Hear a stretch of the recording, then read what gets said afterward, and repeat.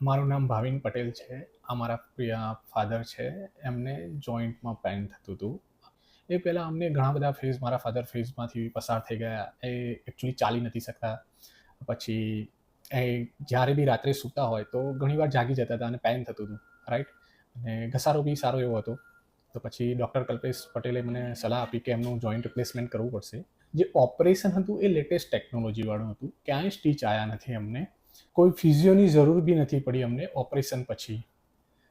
Within first day જ ઓપરેશનના પહેલા જ દિવસે એમને ચલાવ્યા હતા મારા ફાધરને. ત્યારે મને એક શોકિંગ લાગ્યું કે ફર્સ્ટ ડે ઓપરેશન કેવી રીતે ચલાવી શકે.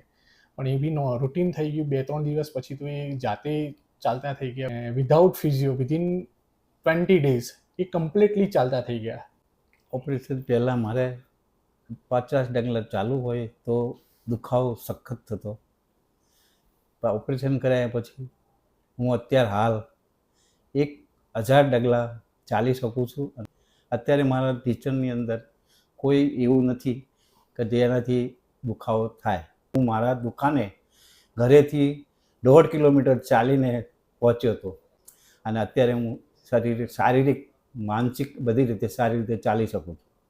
હોસ્પિટલ હેલ્થ વન હોસ્પિટલમાં જે બી સ્ટાફ હતા બહુ જ કોઓપરેટિવ હતા. કોઈ જ ઇસ્યુ નથી અમને. મારા ઓપરેશન પછી જે સ્ટાફ છે એ સારી રીતે મારા ટાઈમસર રેગ્યુલર ટ્રીટમેન્ટ થતી હતી અને સ્વચ્છતા બી એટલી હતી અને અમે એના માટે ખુશ છીએ.